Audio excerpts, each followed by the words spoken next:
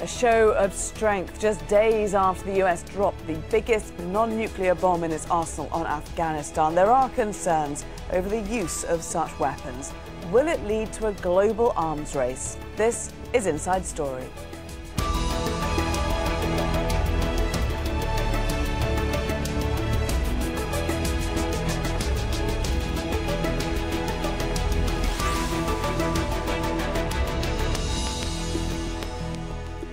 Hello there and welcome to the programme. I'm Laura Kyle.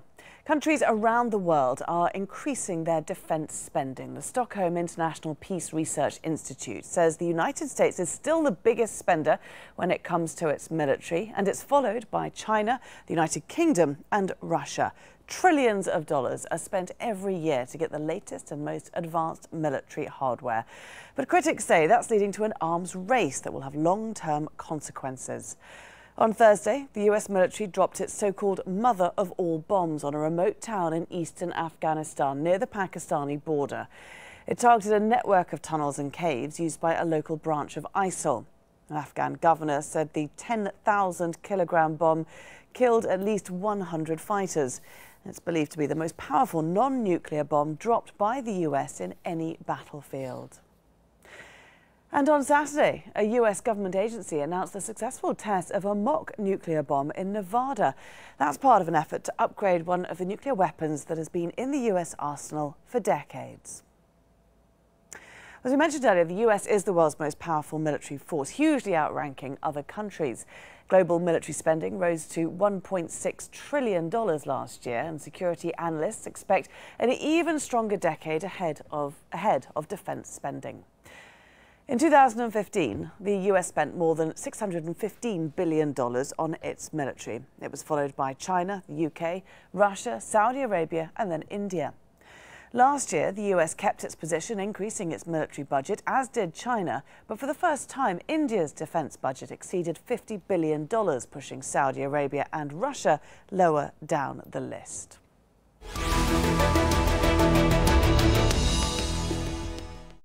Let's bring in our guests now. In Dubai, we have Ubay Shabandar, military analyst who served as Middle East Foreign Affairs Specialist under 3 US Secretaries of Defense at the Pentagon.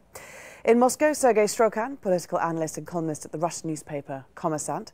And in Vienna, we have TARIQ RAUF, a nuclear arms control specialist. Welcome to all of you. Thank you very much for being with us on Inside Story. Let's start by looking at this enormous bomb that was used by the US in Afghanistan last week. Ubay, did it mark a turning point in the US's usage of its weapons arsenal? I think it's certainly a turning point in terms of what the Trump administration is signaling to its troops on the ground in Afghanistan and to coalition forces and to the regional players, that it's willing to use a significant amount of force on the ground in Afghanistan and to potentially escalate the American military involvement in Afghanistan. This has been a war that's been ongoing since 2001. We are seeing a significant shift in the Trump doctrine from the previous Obama administration, whereas we're seeing a delegation of authority to the Pentagon and to its combatant commands on the ground in Afghanistan.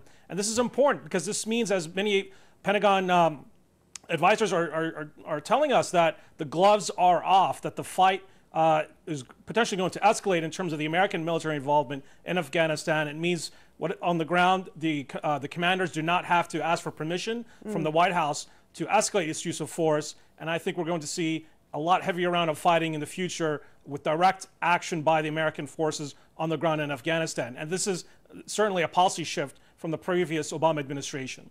TARIQ, do you see it as that as well? Do you see that the gloves are now off? I mean, one wonders why they had to use such an enormous bomb on a relatively small target with just around 100 ISIL fighters killed. I mean, some suggest, for example, that this Afghanistan strike was a de facto weapons test.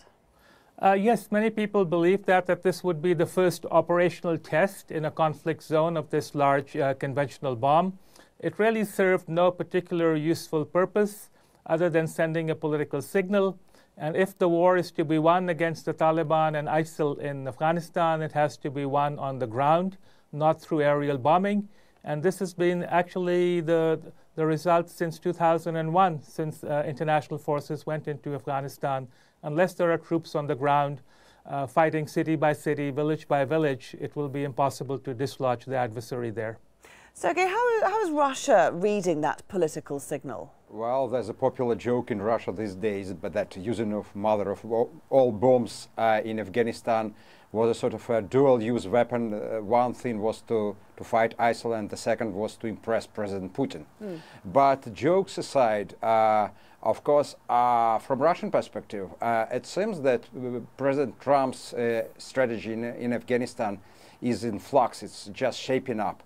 And now it is too early to say to what extent it will differ from what President Obama was doing in Afghanistan. I hope all of us have to agree that this strike, with all the drum beating and outcry over the mother of bomb using and killing militants, it can change little, if nothing, at the ground. Still, there's a lot of questions, like whether Americans will pull out from Afghanistan, whether, if they do this, whether the government in Kabul would be able to withstand the pressure from Taliban, and whether the risk of Taliban takeover is high. So there are quite a lot of questions, and using just this bomb, it changes little as nothing, as I said.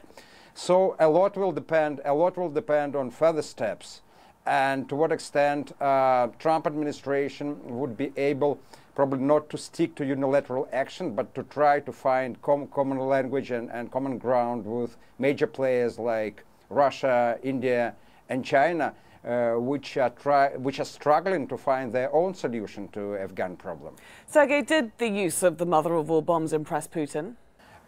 Well, there were no any official statements coming from Kremlin on that. That's why we can only speculate. We can figure out to what extent it impressed President Putin, because his spokesman Dmitry Peskov was tight-lipped on this issue. But let me tell you that, of course, the using of this bomb puts Russia in a quite delicate situation.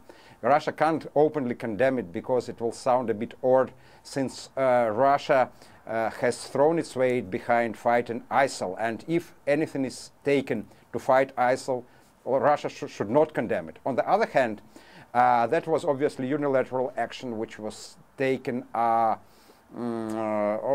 President Trump without consulting major players, and probably that add also to the confusion to Russia's efforts to bring new administration in Washington to the deal which is worked out now in Moscow. Let me just remind our audience that last December we had a meeting of three, Russia, China, and Pakistan, here in Moscow and Afghanistan, and the using of this bomb coincided with the new negotiations involving 10 countries on the level of deputy foreign ministers on Afghanistan here in Moscow.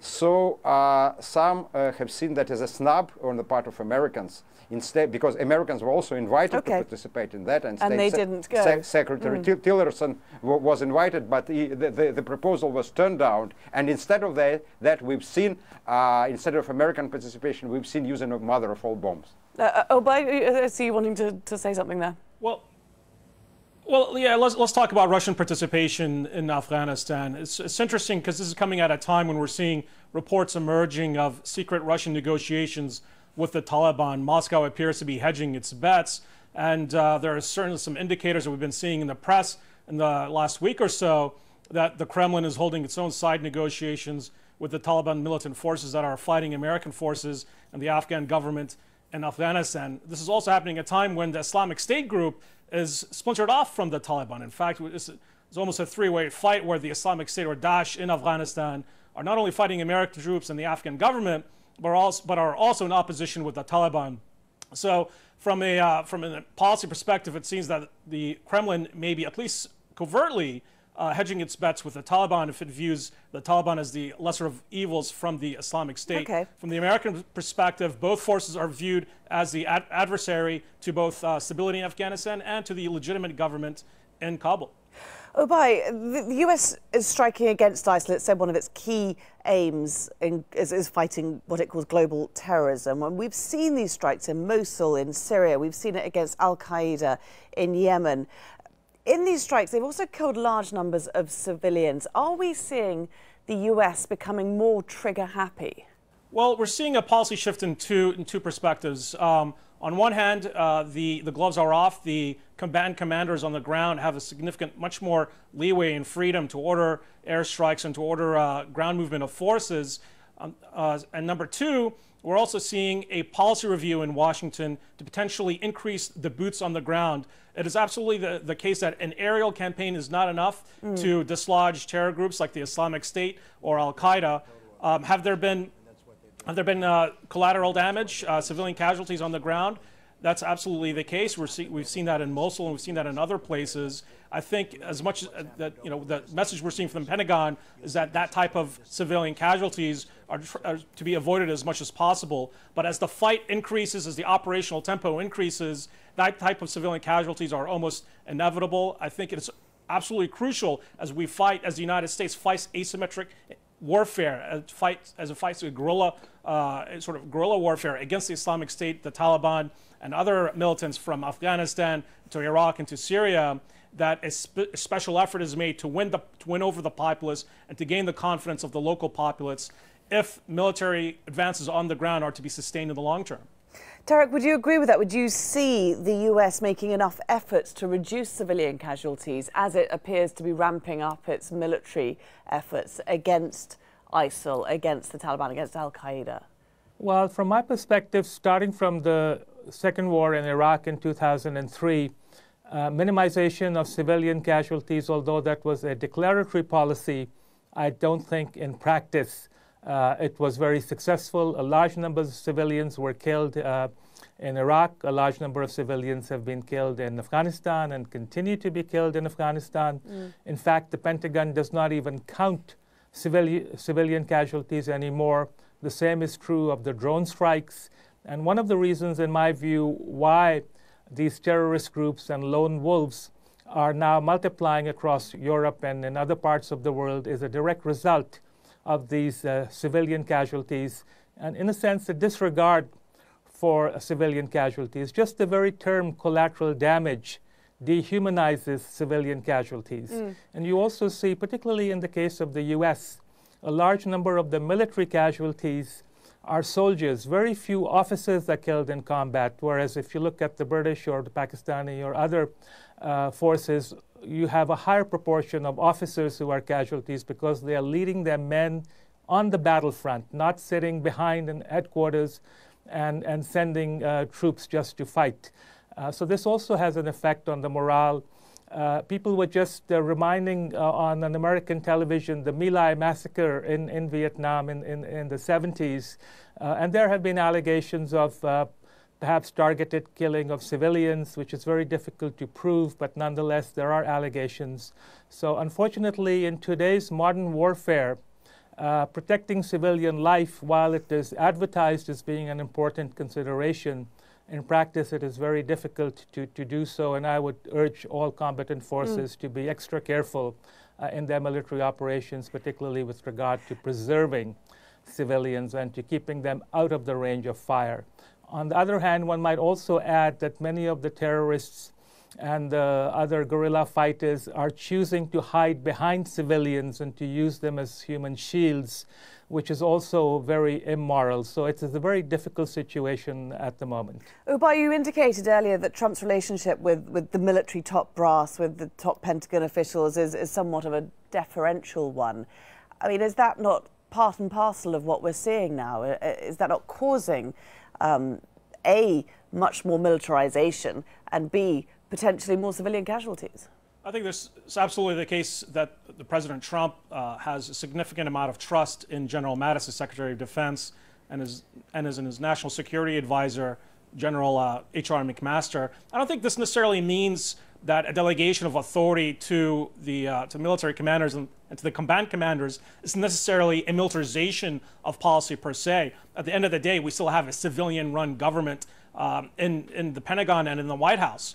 I think what it really does indicate that this is more of a reflection of the reality and the operational circumstances on the ground. You're facing a very fast-moving adversary in Afghanistan, from the Islamic State and the Taliban to the Islamic State and Al-Qaeda in Iraq and in Syria. So you have to have a decision point that is able to meet with the fast-moving situation and operational circumstances on the ground, and that's very important. And in fact, we've been seeing a significant amount of complaints from the combatant commanders and from the officers and from the soldiers on the ground that their hands have been tied by the previous White House. Okay. Does this mean that we're going to see a militarization of policy? As long as you have the civilians in control in the White House and in the Pentagon, I think we're on safe grounds, and in time will tell where this Pentagon takes the policy in Iraq and in Afghanistan. Sergey, I really do need to draw you back into the discussion here. I'm wondering, I mean, Putin must be watching all of this very closely, but even as he does so, we're seeing Russia's military spend decrease or being pushed down to 6th place. I'm wondering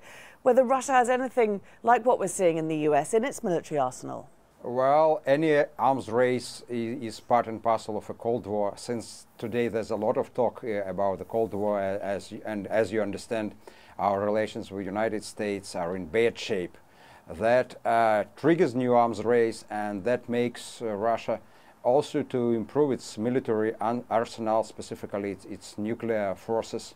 Probably not to make it too expensive, but to make it smart enough so that we would be able to keep the balance and stick to that old doctrine of deterrence, which was prevailing in international relations during the time of the Cold War. From time to time, we hear the statements in President Putin's keynote address and Russia's top military brass, who indicate that in such an uneasy situation, we are upgrading our military potential to the extent that if attacked, we would be able to respond in a very strong way.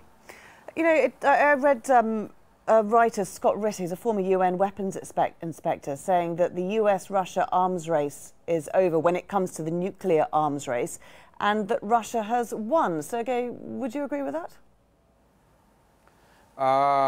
Well, that's a question. It depends on the definition. You have to, when you say that Russia won or America won, you have to spell out to explain what you mean by that.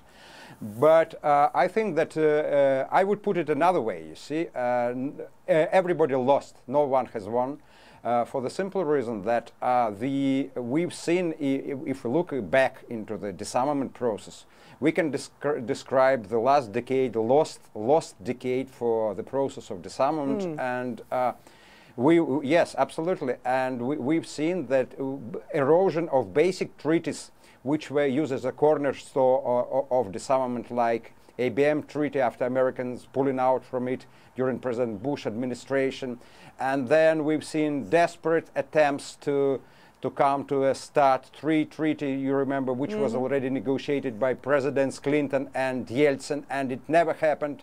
Then we've seen, finally, luckily, we've seen the SWORD treaty, but that was a far cry from what we have expected. We didn't get that magic number of 1,500 warheads to be slashed.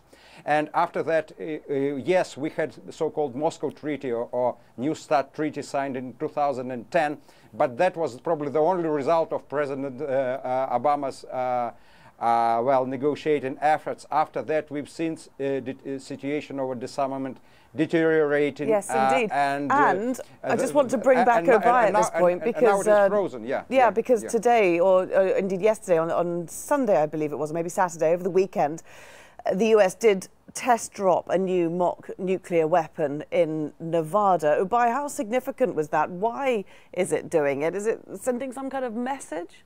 I think it is indirectly a political message. One of President Trump's main policy pillars in coming into the White House is to advance and modernize the American nuclear deterrence, and across the board.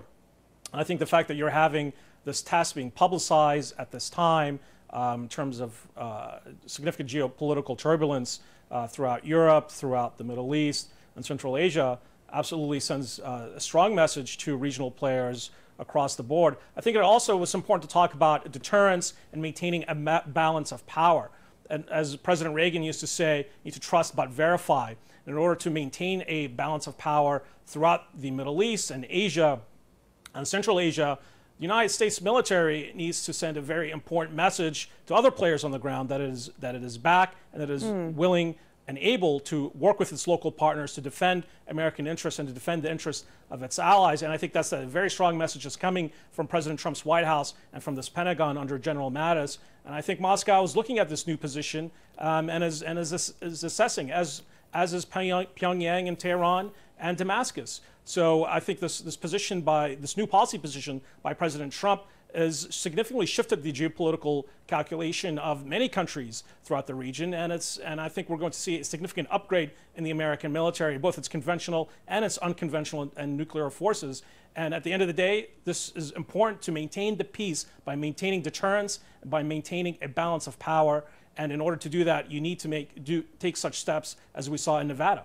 Okay, Tariq, do you agree with that? Do you see the globe hearing a message from the US that the military is back? I would look at it a little bit differently. The modernization program for the B-61 warhead, which is a gravity bomb deployed in 5 countries in Western Europe, the modernization and service life extension program was actually approved by the Obama administration. This new version, Mark 12 of the B-61 warhead, is supposed to be deployed in 2020.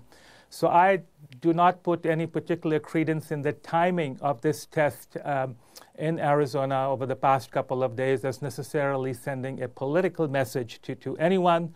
It's just part of the regular development program to certify the weapon for deployment in 4 years from now. But when you look at the US more broadly, we do hear Trump increasing the military spend. So is that sending the same message that the US is willing to act, whereas before it might not have?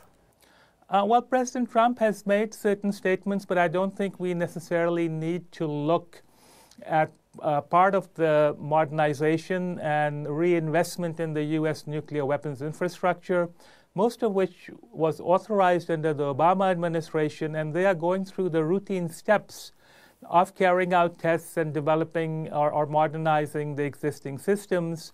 So I do not necessarily equate it with President Trump necessarily sending a political message, because none of these programs are new programs that were authorized by President Trump or given the green light to be speeded up. So most of these tests are part of the routine of the schedule that has already been established. I'm talking here about the test in Arizona. There is talk about developing a new long-range standoff missile, a new strategic bomber, new ballistic missile submarines. But the Russian Federation is also doing the same. So we are now in a very dangerous period where, for the first time, Washington and Moscow have not been talking about nuclear arms control for nearly 6 years. There is no follow-on to the existing New START agreement, which will reach its operational date in February next year, of both sides having 1,550 deployed strategic warheads. President Obama had suggested to President Putin to go down to 1,000 deployed strategic warheads on either side, but the Russian side said that they now want to discuss nuclear arms control in the context of U.S. missile defense programs and also the security situation in Western Europe. So, Sergey, would you agree with that? Let's just jump in. We've only got a minute left. Would you now see an arms race, or do you now see an arms race between Russia and the US? I think we have to understand one simple thing. You can't have disarmament process restarted if you don't have progress on another track of US-Russian relations. The story of the history of the pitfalls of disarmament process shows that quite often disarmament process becomes a hostage to another hot button political issues. 5 years back, when we've seen President Obama's attempts to revive the disarmament process failed due to the case of Edward Snowden. And after that, we had another issues like Ukrainian crisis and imposing sanctions and other things. So we have to understand that a lot will depend on whether President Trump and President Putin would be able, after meeting each other, to restart U.S.-Russian relations. Because my American colleague was quoting President Reagan, his famous saying, "Trust but verify." But I think that the emphasis should be put on the word trust. today the trust is at the zero level, and probably this is the root of the problem. Okay. If we restore trust, if we restore confidence, then we would be able to move ahead. Otherwise, there will be no any disarmament. Very interesting discussion indeed. I'm afraid we do have to leave it there for today. Many thanks to all our guests, Ubay Shahbandar, SERGEY STROKAN and TARIQ RAUF. And thank you too for watching. You can see the programme again anytime by visiting our website, that's aljazeera.com. And for further discussion, do go to our Facebook page, that's facebook.com/AJ Inside Story. And you can also join the conversation on Twitter. Our handle is @AJ Inside Story. From me, Laura Kyle, and the whole team here, bye for now.